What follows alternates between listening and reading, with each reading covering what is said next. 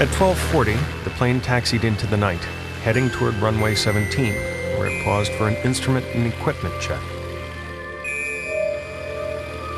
Roger Peterson was contacted by the airport tower for his flight plan. In his last known words, Peterson said he'd give his flight plan when he was airborne. The normal procedure back then was to take off, and after you take off, you activate your flight plan. Today on instruments, your flight plan is activated when you get given your clearance. In this case, you used to take off, and then you'd call the tower or call the facility that you were talking to and activate the flight plan. He didn't do that. As Jerry Dwyer watched his plane take off, he climbed up to the airport control tower and attempted to contact Peterson by radio. He had his eyes fixed on the tiny white taillights, which seemed to be gradually drifting downward. I said to the man in the tower with me, who was a weatherman, that the airplane is going down. And he said, no, that's an optical illusion. But I'd been flying since I was 13, and I'd watched a lot of airplanes, and I thought it was going down, and I hoped I was wrong. I went home, and I called the tower at Fargo, North Dakota, and I called them a number of times over a period of the morning. And finally, the guy in the tower said, no Bonanza has landed here, and no Bonanza is going to land here, because we are now having a blizzard that they couldn't see 10 feet. We knew we had a problem. Because no one survived the accident, no one will ever know what went on board the Bonanza in the early hours of February 3rd, 1959. But what is certain is that the plane crashed within 4 minutes of takeoff in a cornfield only 5 miles from the airfield. Witnesses living adjacent to the crash site allegedly report hearing a plane in trouble and seeing low-flying aircraft lights at approximately 1 a.m. What is known for sure is that the Beechcraft Bonanza N3794M was torn apart like tissue paper as it hurtled to Earth at over 160 miles per hour. The next morning, Mr. Dwyer called about 7:15, and he says, Carroll, he said, my plane never checked in at the first checkpoint, Alexander, Minnesota. He said, I'm going up, and as soon as I find out anything, I'll be back in touch with you. I decided I was going to go fly the same flight, or try to fly, see if I can find the wreckage, if there was a wreckage, if there was an accident, if they were out there.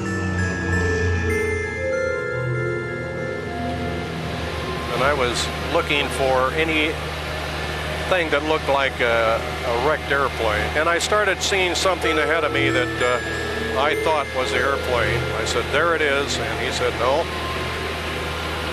He said, that's a hog house. And I said, no, that's the wrecked airplane. So we started a descent right here, and just on this same path, aiming right for where the aircraft came to rest. And I pulled over here and took a look, and I can see a spot right there where I circled around, and there was the wreckage. And I circled, and I was sure it was the wrecked airplane. And I called the sheriff's office. My name's Jerry Allen, and I was the sheriff of Cerro County at the time of this crash.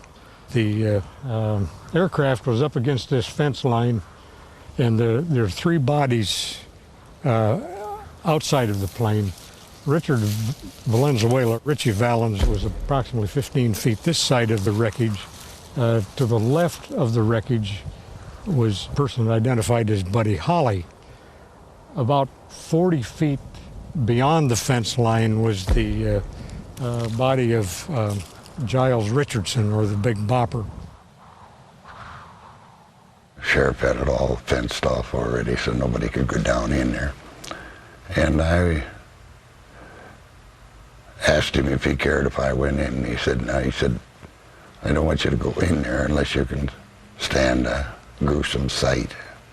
The only thing the Big Bopper had on for clothes was his shorts. Took everything off, shoes, socks, coat. I don't know how it did that. I don't understand. I've investigated many accidents, automobiles and otherwise, how 3 of these bodies got loose from the airplane and landed outside. And the bopper was apparently riding in the back seat, was the largest of these people. He's a big man. Went over the fence as far as he did. Yet the pilot stayed inside the airplane. We knew there was another body there. We knew that we could find a pilot. And I said, there's nowhere he could be here unless he's wrapped up in that plane somewhere. And I crawled up on top and looked down in there, and I seen the sole of a shoe rolled with cable rolled all around it tight. There wouldn't have been any possibility of any survival, and most certainly with the pilot. Had it been reduced to just a ball of cable, and the motor and the body, it was shortened, and I don't know where the landing gear went to. Only the tail was spread open on the top of it. It was a pretty gruesome picture. Richie Valens lost half of his head.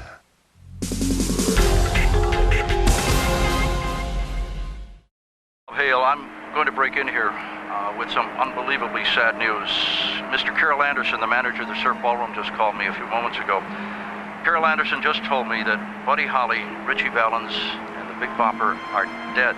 They were in the plane that was to fly them to Fargo, North Dakota for tonight's performance of the Winter Dance Party, and they left right after our show last night at the Surf Ballroom. This is unbelievably sad news and very unreal.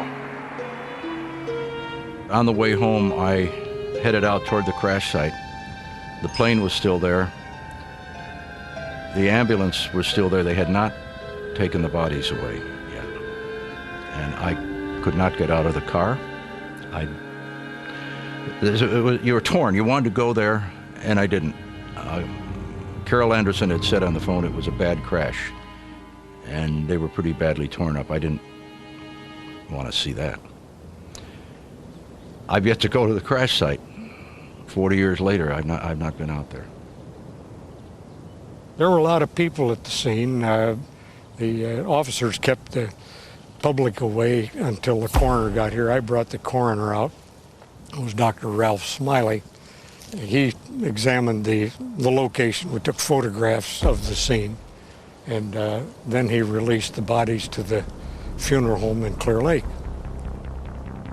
The one body of the pilot was taken to Mason City to the Mercy Hospital, where they did an autopsy, which is required under federal regulations.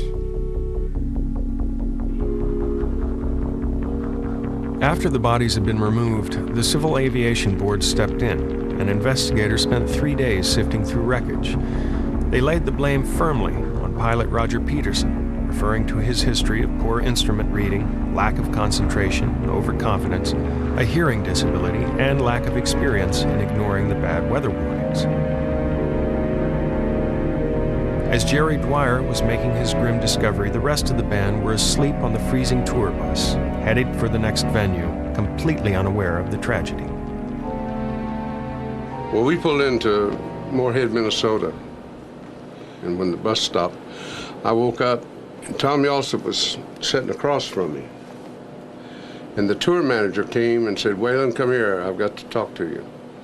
And I don't know why or how or anything, but I knew something bad was wrong. And I said, "No."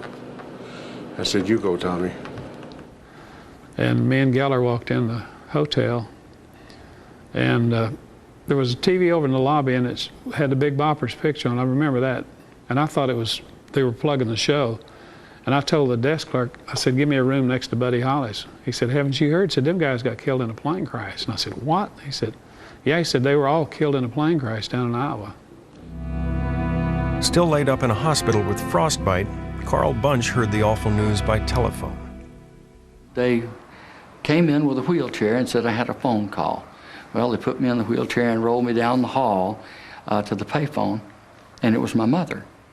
And she asked me, she said, "What are you going to do now?" And I said, "Thaw out and join the crew, you know." She says, "No, you don't understand. Buddy and Richie and the Bopper were all killed last night in a plane crash. What are you going to do? And I couldn't think of anything to do but cry.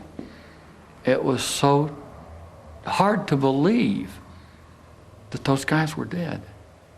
And I walked around for a half a day. And then I thought maybe I would call home. And sure enough, when I called home, everybody back in Lubbock and back in my hometown, it started that morning about 8 or 9 o'clock, you know, when they found everything and said that Buddy Holly and his band. So my mother and all my brothers and everything thought I had died, you know, on the plane. Because Buddy had my wallet in his pocket. Yeah, the news went out, they found 5 IDs and well, they found 4 bodies. And the lady next door had just heard on the radio where I'd been in the plane crash, you know. And she was calling my mom, telling her. But the line was busy, and it was me telling her. So when she finally got through, my mother told her that. And I said, no, he's all right, I just talked to him. He wasn't on the plane, so.